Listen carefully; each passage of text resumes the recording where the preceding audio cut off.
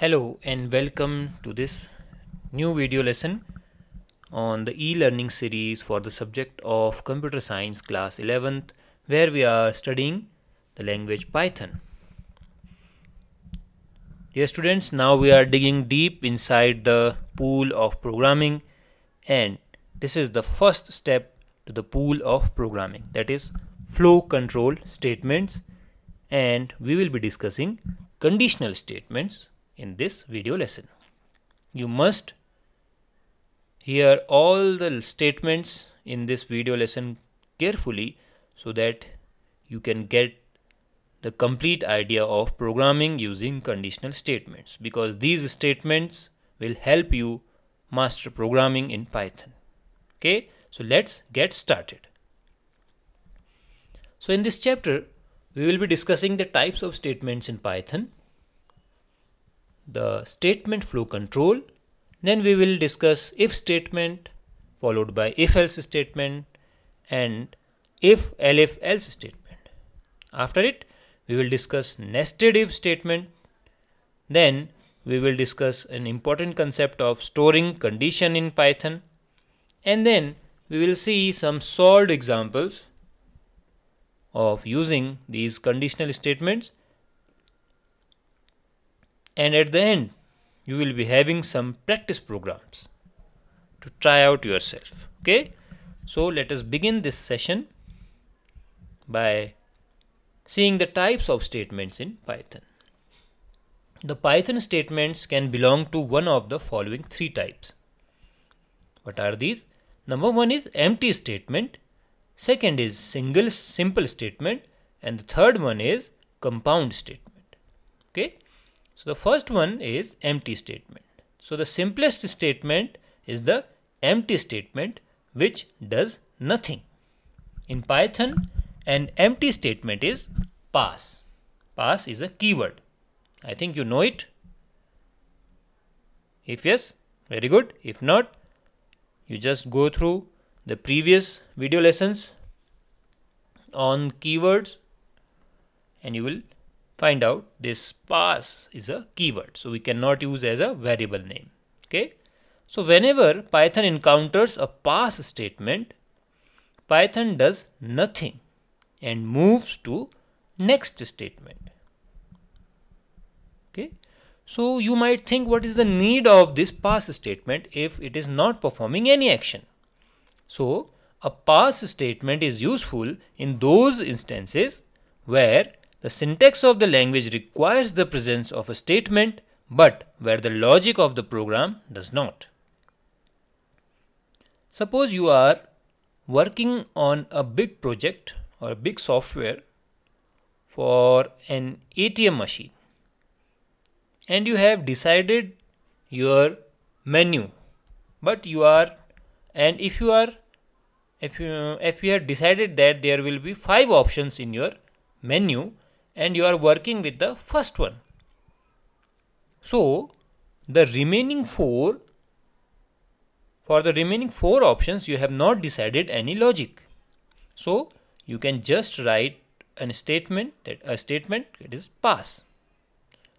So this statement is very useful when you do not have to perform anything, or you have not gone through that particular portion yet and you have not made any particular logic for that part, so you can just write a pass statement in it.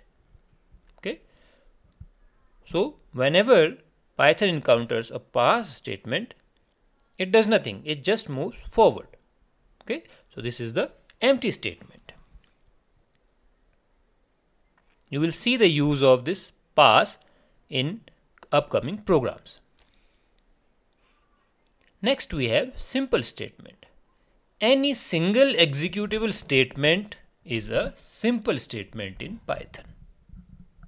You have already studied many simple statements. Let us see some examples. Suppose you want to get the name of the user as an input. So you will write name is equal to input, and then you will give the message enter your name. So this is a single line statement that is called simple statement. Similarly, If you want to print the name, you will give the print statement, and in the brackets you will give the name variable. So these are some examples of simple statement. Okay, simple statements are single line statements. Okay, so this is a single line definition of simple statement.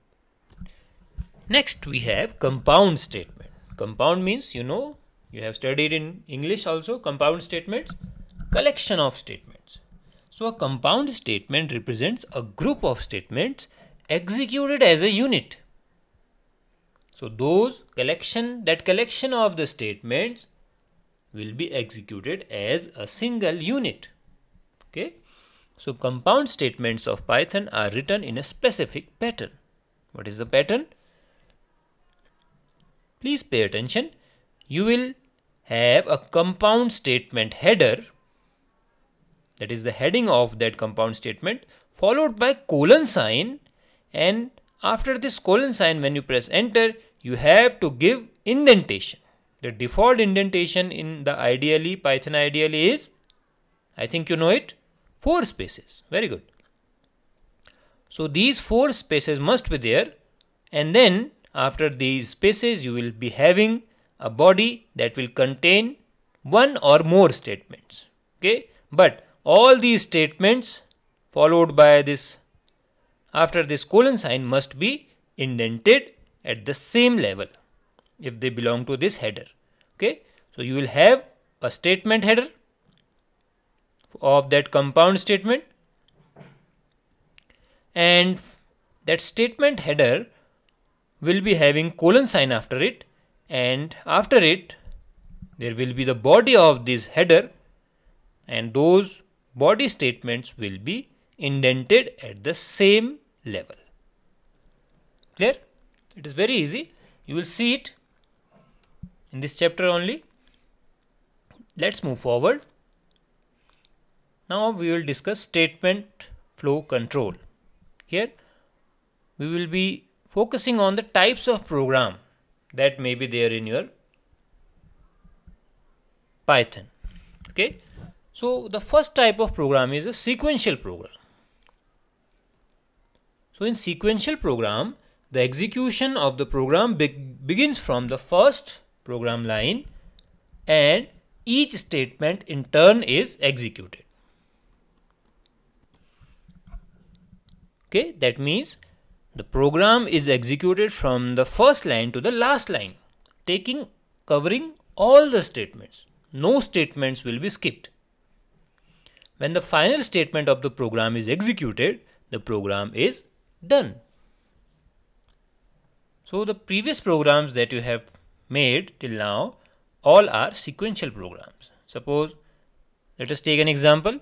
Write a program to find out the sum of two integers. In this program, when you write the program, all the statements will be executed sequentially, one by one. No statement will be skipped. So this type of program is called sequential program. Okay. Now we come to the second part, that is selection statement or selection program. So in such type of programs, the execution of statements depends upon a condition test. Depending upon the condition, your execution of statements will differ.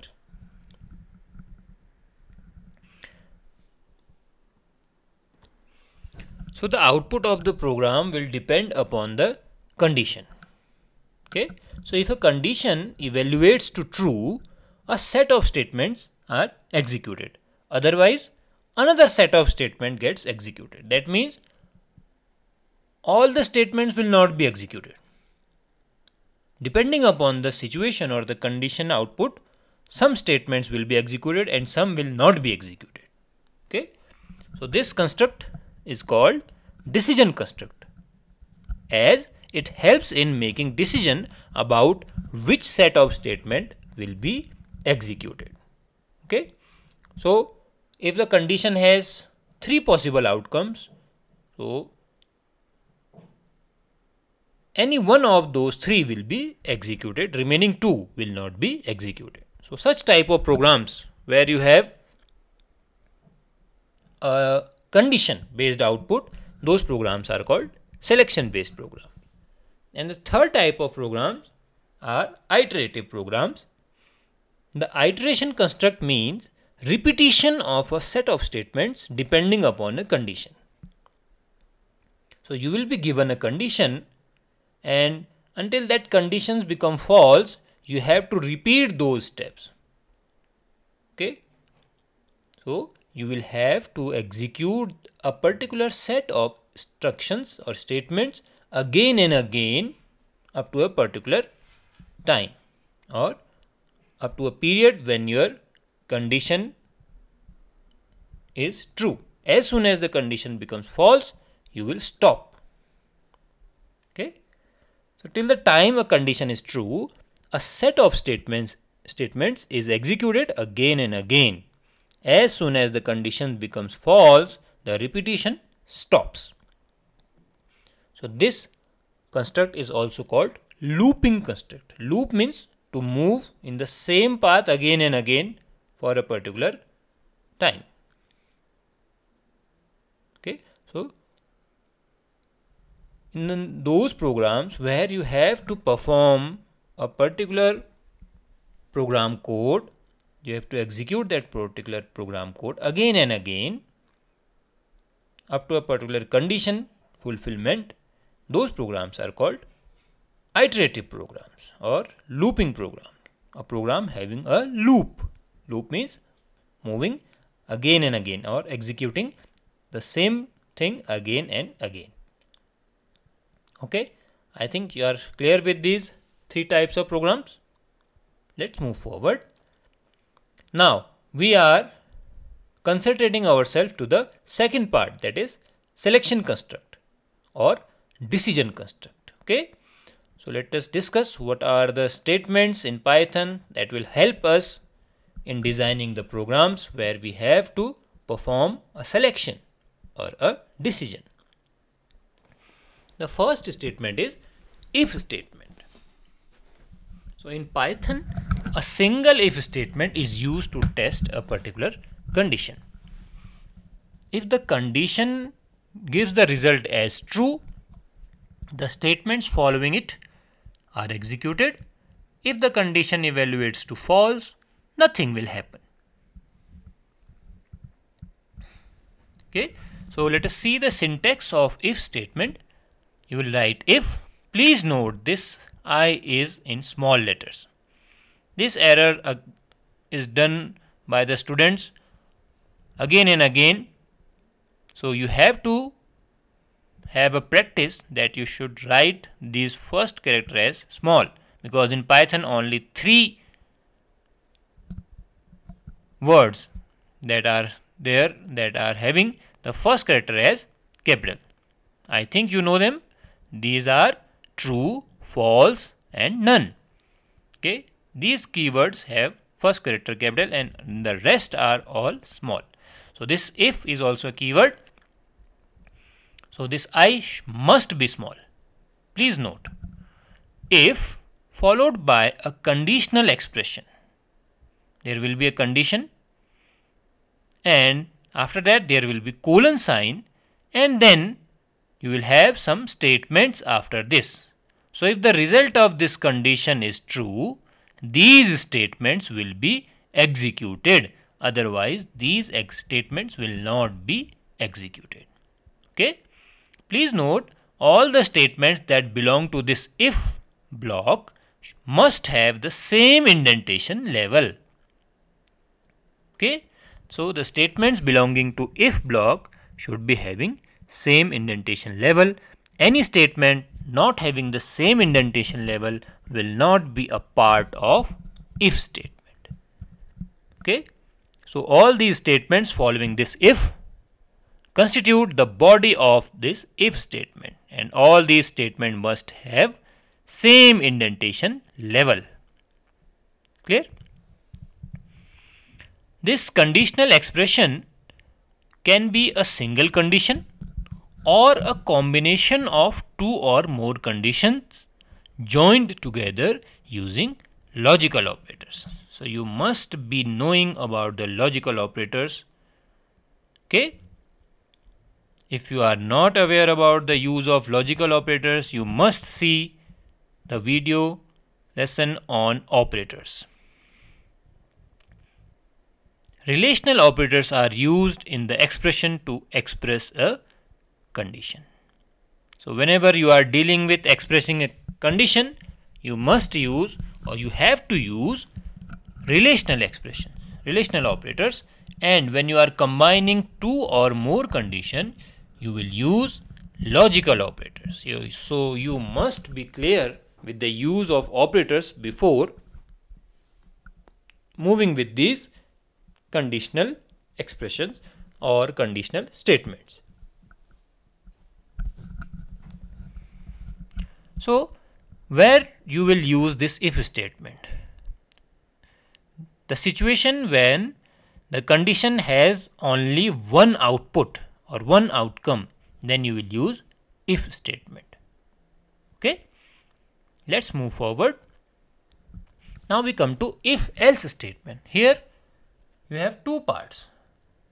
Previously you are having only one outcome, here you will be having two outcomes.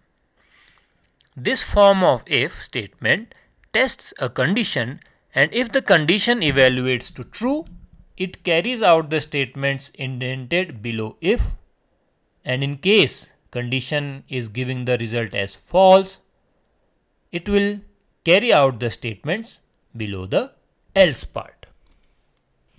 Clear? So this statement is having two parts, if first part, second part else. Okay, let us see the syntax. Here is the syntax. If, please note this if and else are in small letters. Then you will have a condition followed by colon, and then you will be having one or more statements that will constitute the body of if. And after this if, at the same indentation level of if, you will be having else statement followed by colon and then other statements of this else part. Okay, so these statements will be the body of if portion, and these statements will be the body of else statement. Okay, so it is a combination of two statements, if plus else.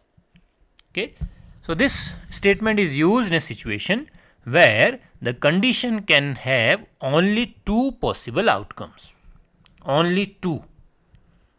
The first possibility is checked using conditional expression following the if statement, and the remaining is checked with the else statement.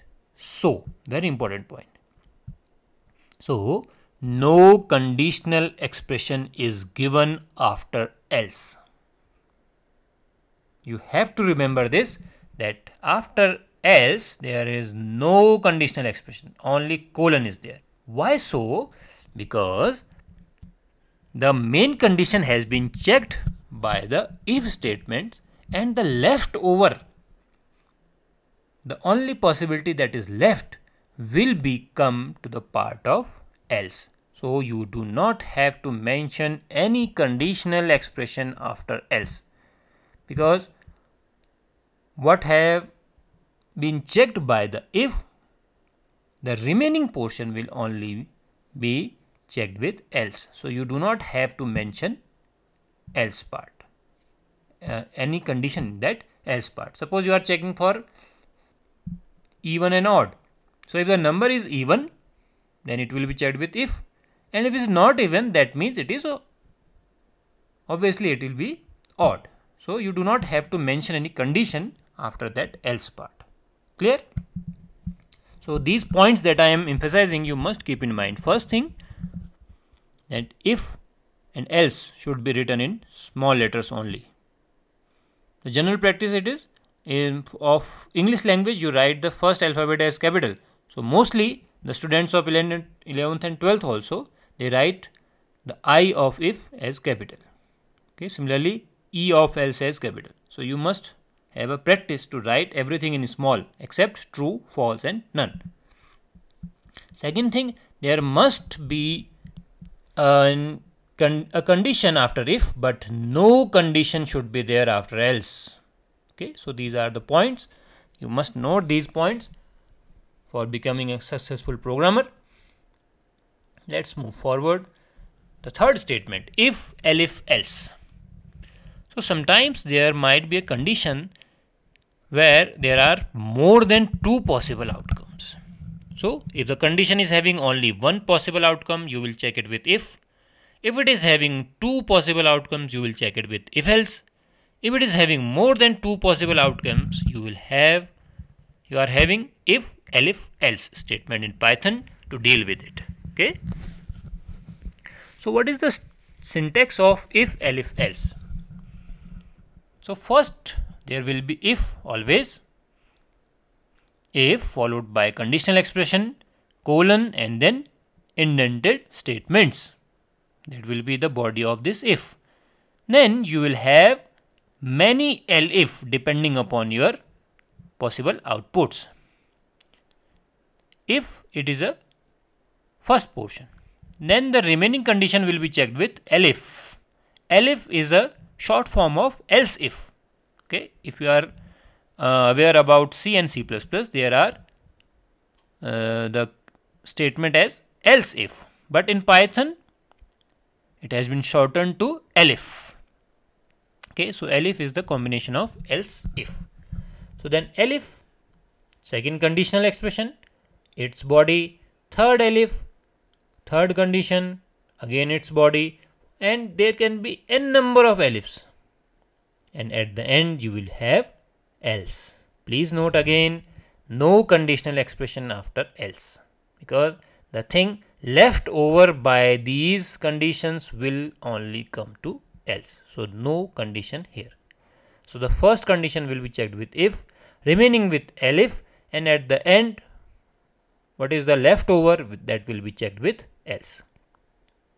So the first possibility of a condition is checked using if statement.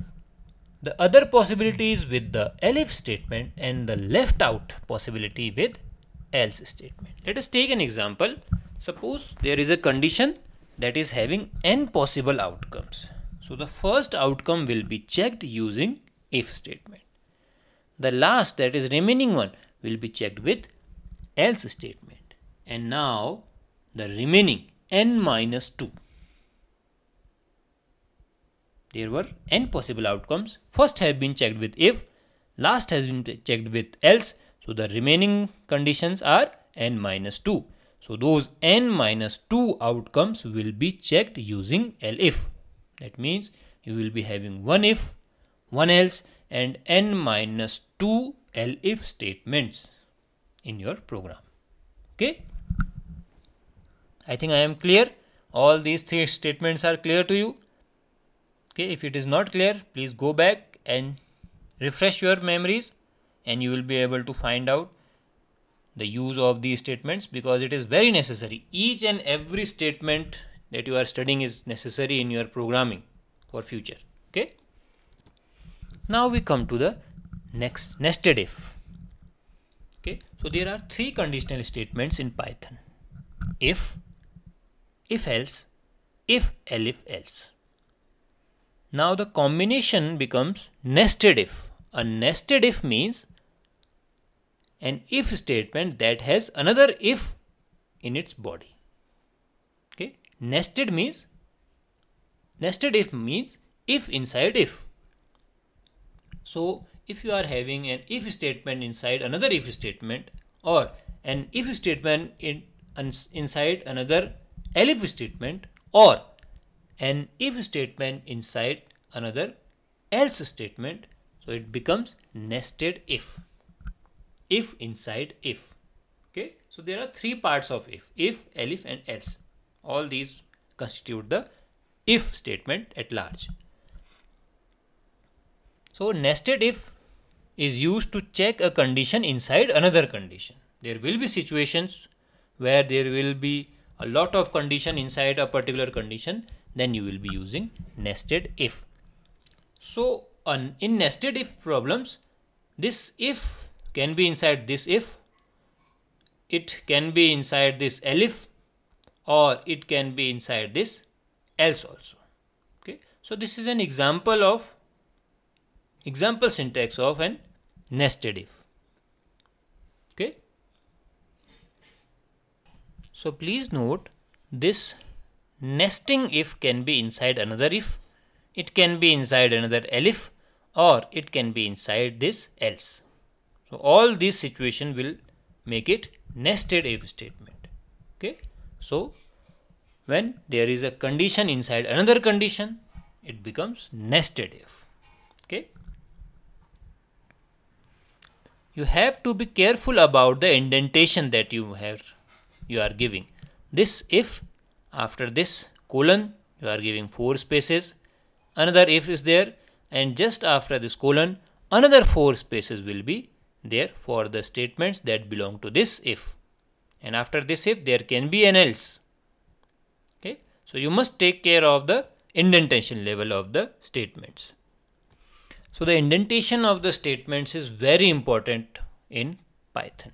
Okay, so foremost thing that you must take care while writing a Python program is the indentation. Okay, so I think you are clear with nested if, the theory of this nested if. Now we come to very important topic in this conditional statement, that is storing a condition in Python. Sometimes the condition that we are using are complex and these are repetitive. Suppose you are repeating the condition again and again in your program. So in such cases, to make program more readable, we can use named condition. That means you save the condition with a name and use that name whenever you want to call the condition, or whenever you want to mention the condition. So we can store condition in a name and then use that named condition in the if statements. Let us see an example. Suppose you are having this type of if elif else program. If deposit is less than 2000 and time greater than equal to 2 years, rate should be 5%. If the deposit is greater than 6000 and time is greater than equal to 1 year, rate should be 8%. So, and these conditions are being repeated in your program, so you can save those conditions in a particular name. So let us assume that we have saved this, like rate 5% is equal to this, deposit less than 2000 and time greater than equal to 2. So this condition after if have been given a name. Similarly, a condition after this elif has been given another name. So now after writing these names, you can use these names in place of all this long condition. Okay, so what will be the program? It will become if rate underscore 5 underscore percent, this elif rate underscore 8 underscore percent. Okay, so this adds to the program development time. So the program development time reduces a bit by using these named conditions. Okay, so this is a benefit in Python. Okay, so you must use this when you are using the same condition again and again, and that condition is very large. So better you should give it a name and store it in a particular with a particular name, and use that name whenever you want to mention that condition. Clear? Now let us see one example each of if else, if elif else.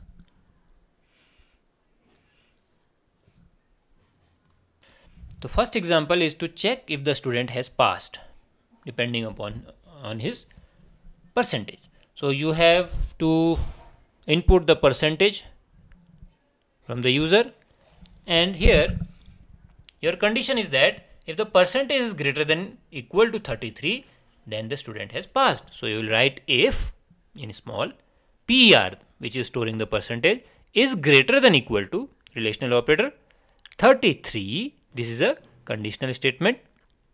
Then colon, then the line that you have to print that you have passed. So this should be indented 4 spaces. Okay, so this is a simple program to tell you the use of if statement only, because this situation was only having one output that you have to check if that it has passed. Okay, you are not checking the failed condition, the output for fail. So if you are just checking one output, then you should use if. Now another example, same, you have to check passed and failed. So similarly you will input the percentage, you will check for percentage greater than equal to 33, you print you have passed, and if it is not greater than equal to 33, that becomes else portion and you will print you have failed. Okay, so this line is the body of if, this line is the body of else. Okay, you must note the indentation levels. Clear? So in Python, whenever you find a colon, after that all the lines of that particular statement must be indented. Now we come to the third example, that is to print the division of a student. I think you know the division formula. If the percentage is greater than equal to 60, it is first division, 45 to 60 is second, 33 to 45 it is third, and below it is failed. So now we have to combine the condition. The first condition, there are 4 possible outputs. So the first output will be checked with if, last one with else, remaining 2, n minus 2 you know, that will be checked with elif. So first you will write if percentage is greater than equal to 60, you will print you have secured first division. Now for the second division you have 2 conditions. What are these? The percentage should be greater than equal to 45 and that percentage must be less than 60, then only it will be a second division. So this is the combination of 2 conditions. First condition is PER greater than equal to 45. Second condition, PER less than 60. So you have combined it using this logical operator. Okay, please see the video on use of logical operators and you will be clear with the use of this and or operator. Similarly, you will use elif for third division. Third division formula is greater than equal to 33 and less than 45. And the remaining, the leftover, that is the condition for fail will be checked with else. Okay, so these are the 3 basic examples of depicting the use of if else and if elif else. You must know the use, where to use if, where to use if else, where to use if elif else. I am again iterating, if the condition is generating only one output, then it will be checked with if. If it is generating 2 mutually dependent outputs, mutually dependent means if one is happening, another cannot happen. If the second one is happening, first cannot happen. So these are called mutually dependent. Then you will use if else, and if your condition is generating more than 2 mutually dependent outputs, then you will use if elif else. Okay, what if the outputs are not mutually dependent? If they are not mutually dependent, then you will use separate if statements. If you have 5 conditions, you will use 5 if. Okay, so this if else and if elif else are for mutually dependent conditions. I think you know mutually dependent condition now. Let us see the third example. If the student has secured first division, he cannot secure second and third. So if I secured second division, it cannot be first or third. Okay, if the student has failed, so it is just failed. It will not be first division, second division, third division. So these 4 conditions are mutually dependent. Okay, so if you are using mutually dependent condition, then you will use if elif else or if else. If the condition output is not dependent on one another, both are free from the result of another condition, then you will use separate if statements only. If there are 4 conditions, you will use 4 if statements. Okay, please note that the if statement and elif statement will be followed by a particular condition. There will be no condition after else statement, and when you have are writing the condition, you must be clear with the use of relational operators and logical operators, and you must know the correct use of them. Then only you can write a correct program. Okay. Now at the end, there are some practice programs for you. Program to check a given number for even odd. Program to check the divisibility of an integer by 5. Here you will have to use remainder operator. I think you know the divisibility rules for all the numbers. So if the number is divisible by any another number, then the result, that means the remainder, must be 0 after the division. So this is the logic for this. Okay, largest number among 3, you have to compare those 3 numbers and get the largest number out of it. Try to generate the logic for it. Next question, you have to find the grade of the student depending on his percentage. It can, you know the grade formula, A1, A2, B1, B2 and so on. So there will be a first one will be checked with if, last one with else, and remaining many there will be elif. Next question, you have to input 3 angles from the user and check if they form a triangle or not. You know the rule for triangle formation. Use that in the conditional statement after if. Okay. Then you have to write a program to check a year for leap year. It is very interesting question because this leap year logic is very tricky. Try to find out the logic and implement it in the program. Next, you have to take an integer as an input from the user and check whether the last digit of that integer is 4 or 8 or none of these. In this question also, you have to find out the last digit.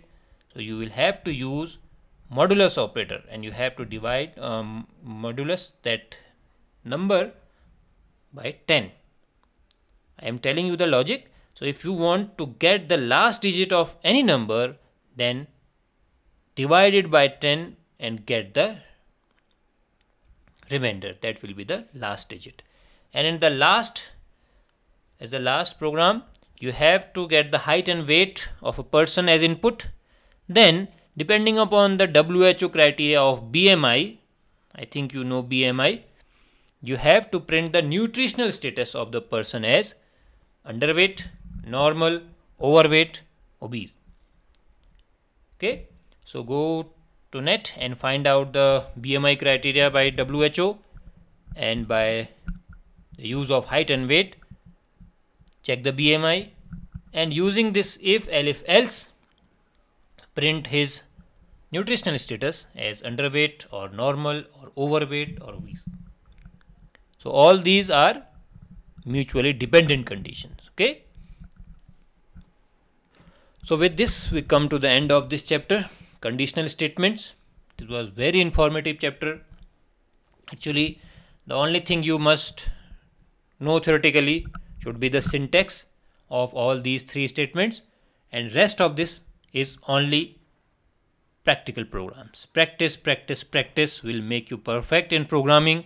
The more you practice, the more errors you will perform in the beginning, the more errors will be there, then more learning will be there. Okay, you cannot be perfect in the first go. There will be some errors. Try to find out the errors, and then you will be a good programmer. So my suggestion to you is try to do more problems. These are some problems for you. Try to do more problems. Start with some easy ones and move to some tough ones. Okay, you should consult your book and all those programs related to these conditional statements. You should try them, and if you are not able to write a particular program on a particular problem, you can ask me in the comment section about the problem or the program that you are not able to make, and I will definitely help you out. Okay, so only mantra for this is practice hard and practice well. Okay, so with this we conclude this chapter, and I will see you in the next video lesson.